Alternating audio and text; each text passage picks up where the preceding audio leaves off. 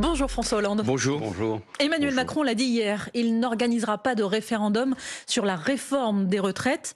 Est-ce qu'il a peur des Français? Il y avait une émission hier soir qui était supposée éclairer les 2 années qui restent à Emmanuel Macron pour finir son mandat. Une émission qui était censée donner la parole aux Français, et en l'occurrence, c'est Emmanuel Macron qui a gardé la parole. Un référendum n'est pas une décision simple ni automatique. Il faut qu'il y ait un grand sujet, avec éventuellement une controverse qui justifie de faire appel aux Français. Et il y a des textes, la fin de vie par exemple, qui exigent qu'il y ait un travail parlementaire avant éventuellement de consulter les Français. Sur les retraites, la demande existe. Ce n'est pas forcément ainsi que l'on peut avoir une décision, car les Français sont eux aussi tout à fait intéressés, c'est leur vie, mais inquiets sûrement, mais pas forcément des spécialistes du financement des retraites.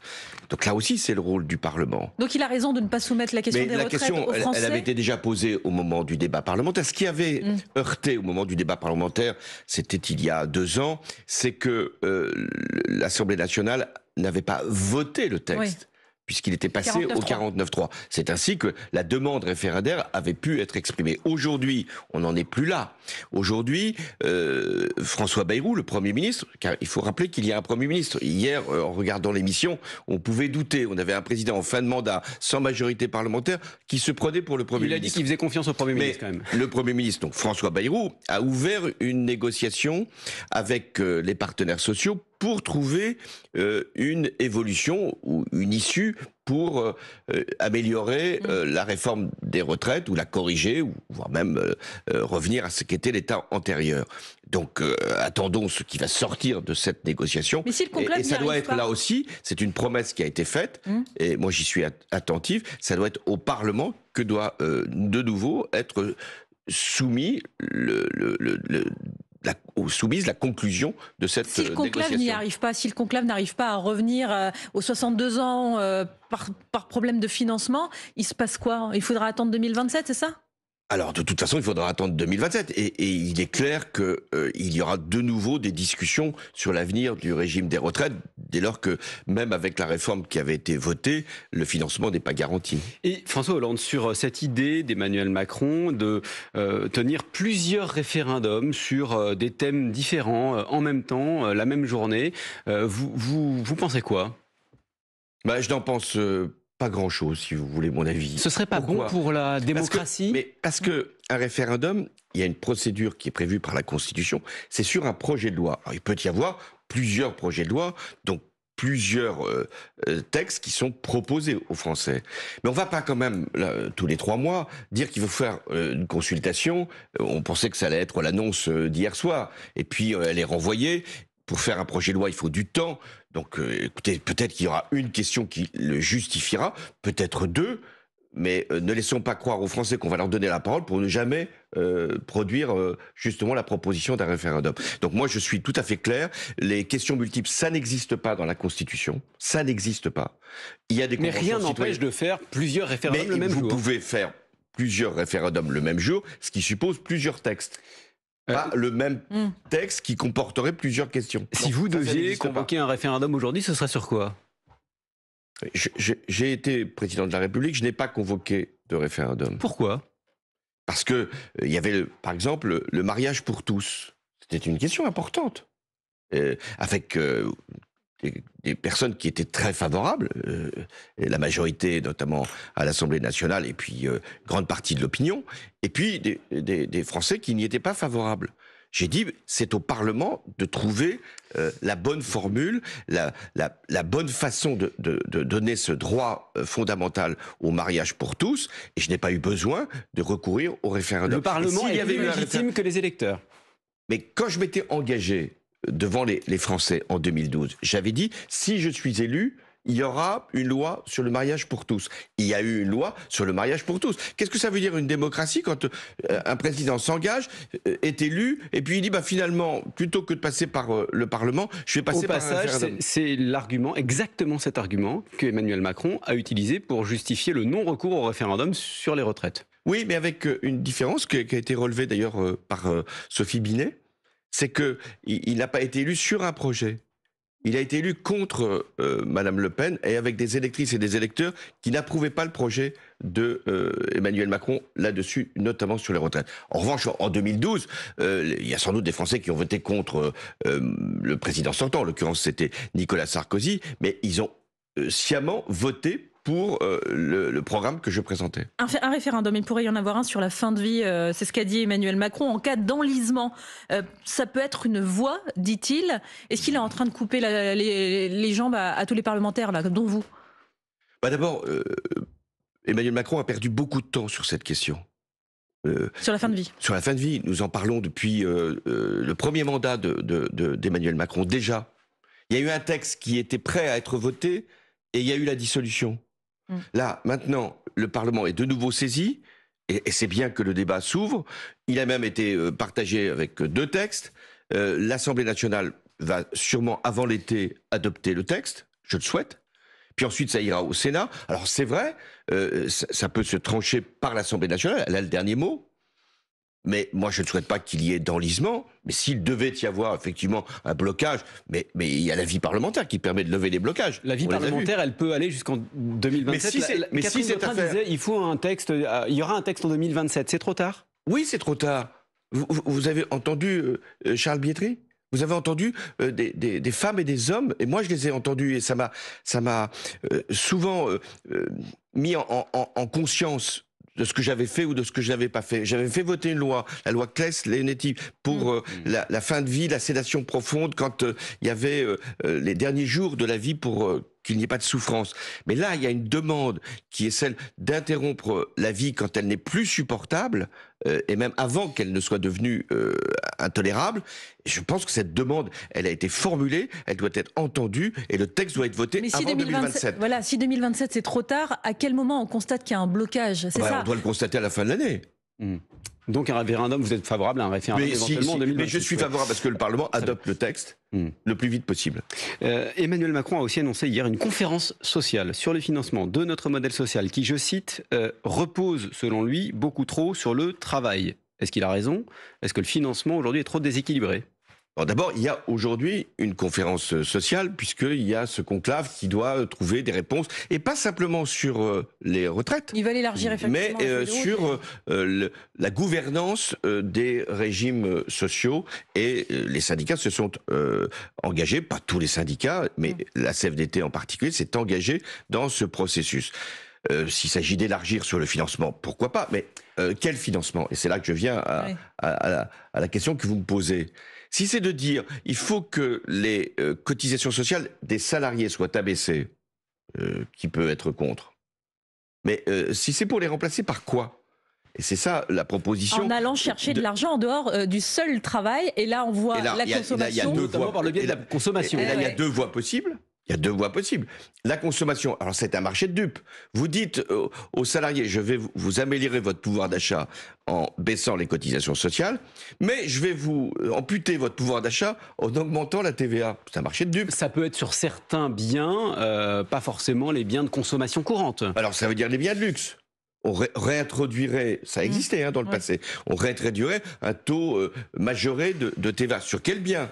Et puis ça veut dire que sur un certain nombre de biens, je sais pas, avant c'était les téléviseurs, les portables, même les catégories modestes seraient frappées par un taux de TVA très élevé. Alors l'autre voie, puisqu'il y en a 2, l'autre voie c'est de taxer les revenus du capital. En se disant, puisque le travail doit être allégé, ce qui est vrai sans doute, il faut que le capital soit davantage taxé. Sauf qu'il dit non, on touche pas aux impôts. Sauf qu'il dit non. Alors, donc, cette question peut être légitime, comment faire en sorte que les salariés ne soient pas les seuls financeurs, employeurs comme travailleurs, participants du financement de la sécurité sociale, mais alors allons chercher les nouveaux moyens, les nouvelles contributions sur ceux qui ont le plus. Il ne veut pas toucher aux impôts, le président de la République. Vous aviez dit par le passé, c'est le président des très riches. Vous le pensez encore aujourd'hui ? C'est encore démontré. Aujourd'hui, on a des systèmes d'optimisation fiscale qui permettent au gros patrimoine d'échapper à non seulement l'impôt sur la fortune, il n'existe plus, mais à l'impôt sur les successions, et donc d'avoir des taux de taxation de leurs propres revenus ou de leur propre patrimoine très en dessous de ce que paye un cadre ou un salarié détenant un revenu moyen.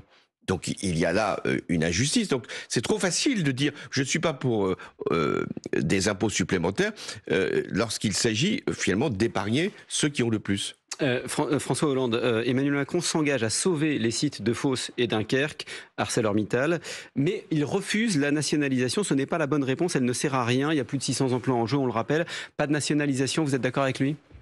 J'ai été confronté, moi aussi, à cette situation. Vous vous souvenez de Florange ?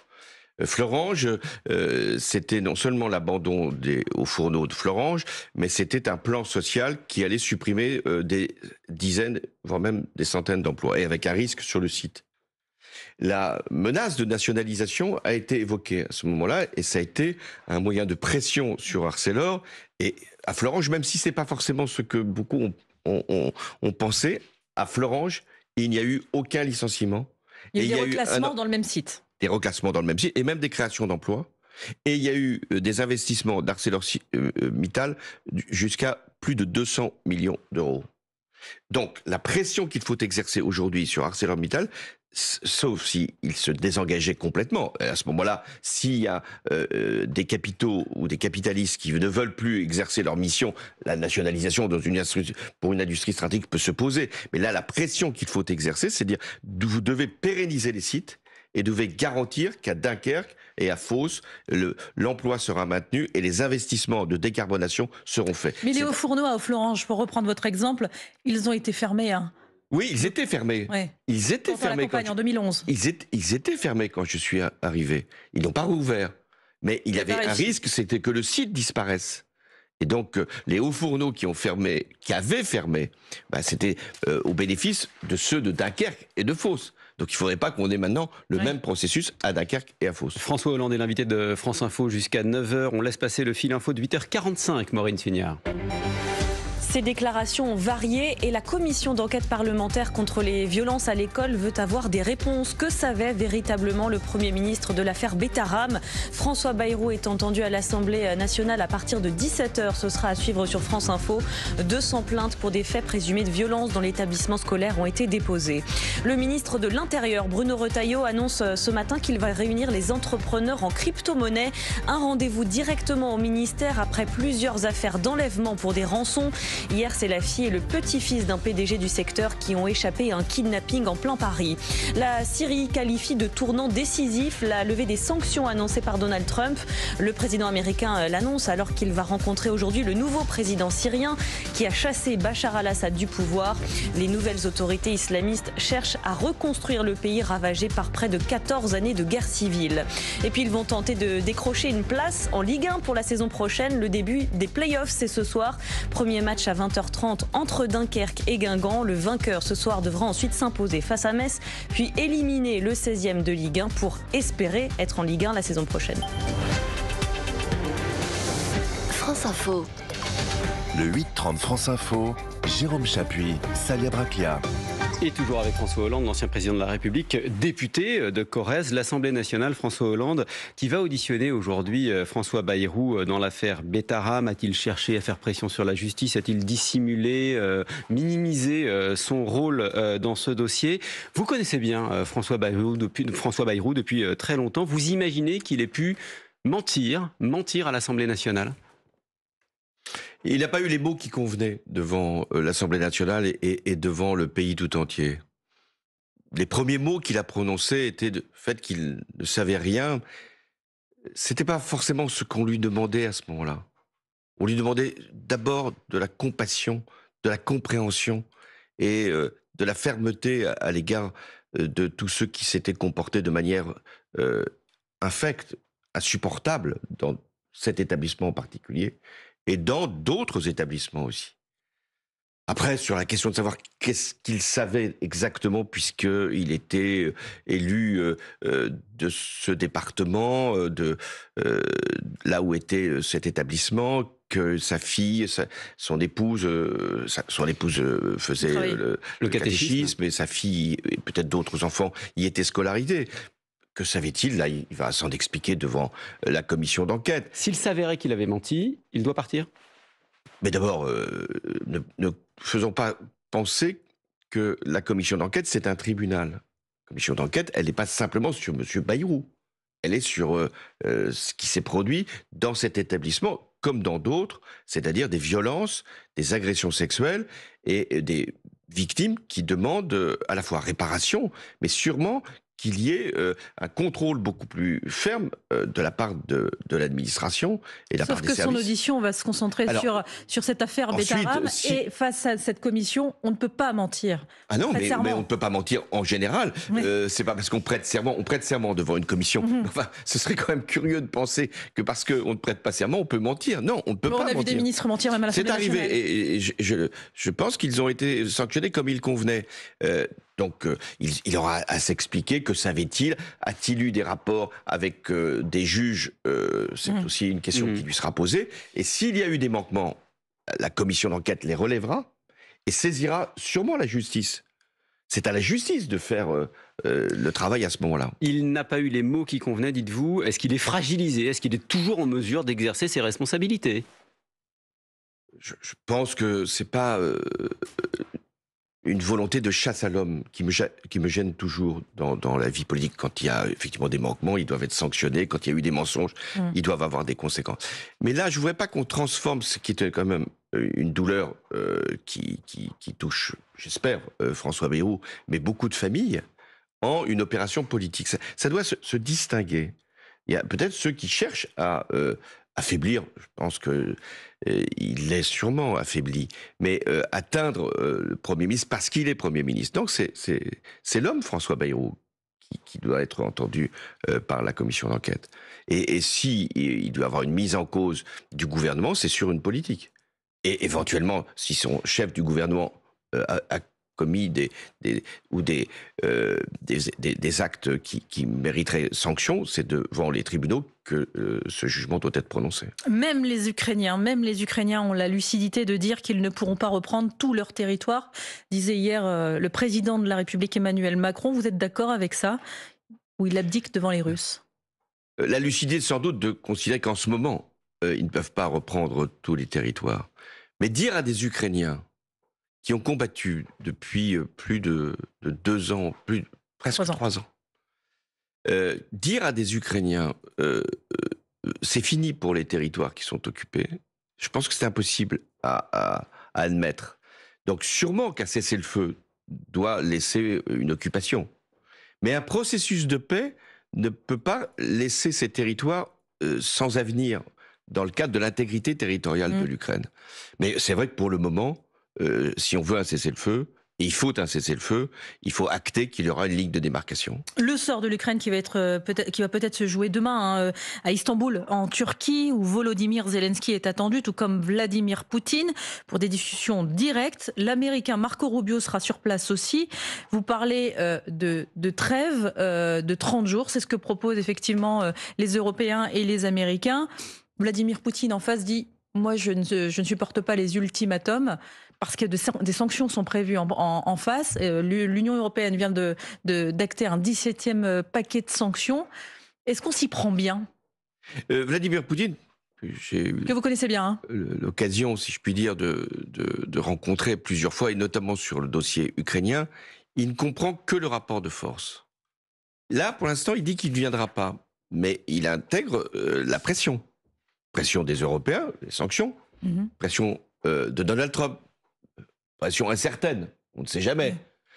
Mais il semble que les États-Unis aient fait un mouvement. Donc, il y a aussi les pays émergents, le Brésil, l'Inde, la Turquie, qui font pression.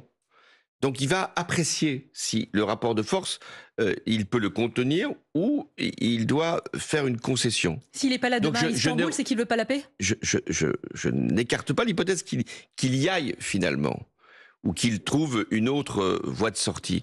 Mais donc il faut renforcer pendant ces jours-là, ces instants-là, la pression pour qu'il y vienne. Mais ça ne veut pas dire que parce qu'il y va, il irait à Istanbul, que la solution serait trouvée. Il peut là aussi trouver un échappatoire.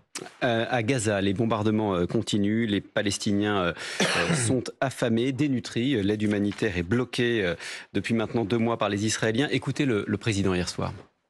Ce que fait aujourd'hui le gouvernement de Benjamin Netanyahou est inacceptable. Il n'y a pas d'eau, il n'y a pas de médicaments, on ne peut plus sortir les blessés, les docteurs ne peuvent plus y aller. Ce qu'il fait, c'est une honte. C'est une honte. Ce mot de honte, François Hollande, vous l'utilisez aussi? Oui, les mots sont justes. C'est insupportable. Nous avons tous dénoncé ce qui s'est produit le 7 octobre. Enfin, tous. La quasi-totalité des acteurs publics et puis, d'une manière générale, des décideurs à l'échelle du monde. Mais nous ne pouvons pas accepter que cette guerre se poursuive sous cette forme. Et même qu'elle doit s'arrêter. Mais au-delà des mots, au-delà des mots et des déclarations. Et donc là, en ce moment, ce qui se produit, c'est que la population de Gaza est affamée. Aucune vivre ne peut rentrer. Des enfants, des familles peuvent voir leur santé altérée. Peut-être. On parlait de l'Ukraine à l'instant, l'Union européenne qui approuve un 17e paquet de sanctions. Est-ce qu'il faut des sanctions européennes contre les Israéliens? Mais oui, il faut des sanctions. Lesquelles? Alors, l'Europe, là aussi, n'est pas sans moyens. Elle a un accord d'association avec Israël. Il faut qu'elle mette en œuvre un certain nombre de sanctions. Est-ce que ces sanctions seront de nature à empêcher Netanyahou de poursuivre son intention? Son intention, c'est quoi? C'est de vider la population, vider plus exactement Gaza de sa population et de réoccuper Gaza. Et ça porte un nom, vider sa oui, ça porte un nom. Hein, c'est du nettoyage ethnique. C'est-à-dire, on écarte une population qui vivait là et on essaye de la remplacer par une autre. On est en train de vivre un nettoyage ethnique à Gaza. C'est possible. C'est possible. Donc c'est ça qu'il faut absolument empêcher. Et pour ça, j'évoquais les pressions. La responsabilité de Donald Trump est engagée. Parce que chacun sait que c'est lui qui peut arrêter Netanyahou. Et la nôtre aussi, François Hollande est engagée. La France est membre permanent du Conseil de sécurité de l'ONU. Est-ce qu'elle doit déposer une résolution pour demander un cessez-le-feu? Mais elle l'a sûrement déjà fait. En tout cas, il faut ce cessez-le-feu. Vous savez que les Américains ont un veto au Conseil de sécurité, mais le cessez-le-feu est nécessaire, est indispensable. Mais ça ne suffirait pas un cessez-le-feu. Il faut aussi traiter de manière humanitaire la population de Gaza. Et dans ces conditions-là, je pense que nous devons faire porter la responsabilité sur, non pas Israël, comme certains le font. Israël a le droit à l'existence, a le droit à la sécurité, mais sur le gouvernement israélien. Et donc ça veut dire des sanctions, personnelles contre des dirigeants comme Benjamin Netanyahou? Mais il y en a déjà, puisque vous savez qu'il y a eu des décisions de la Cour pénale.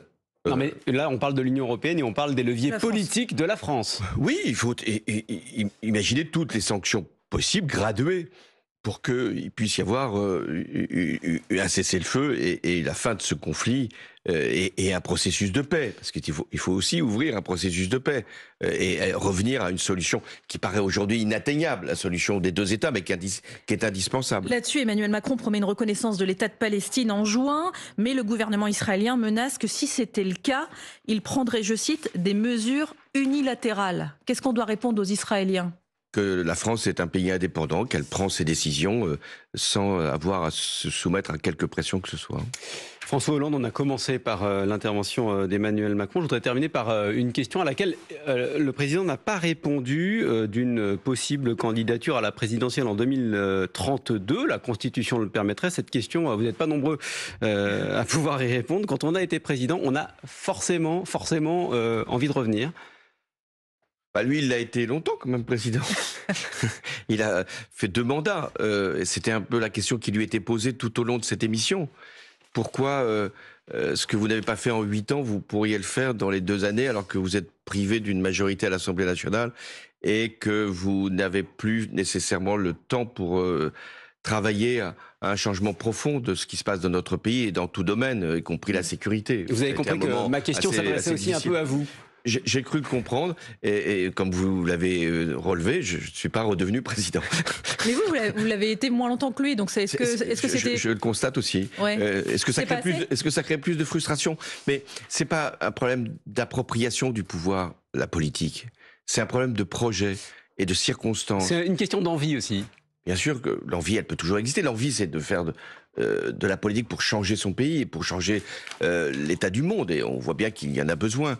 Mais c'est pas une espèce d'obsession, de compulsion qui ferait qu'on ne pourrait jamais se passer du pouvoir. Moi, je me suis passé du pouvoir. J'ai même décidé de ne pas me représenter. Enfin, vous êtes représenté quand même à l'Assemblée nationale. Oui, parce que c'est ça que je veux vous dire. Qu'il y a des moments, des circonstances où quand c'est suffisamment grave pour le pays, où il y a des enjeux qui sont suffisamment élevés, ou en conscience, et par rapport à ce qui a été un engagement, on revient dans la vie politique. François Hollande était l'invité de France Info ce matin.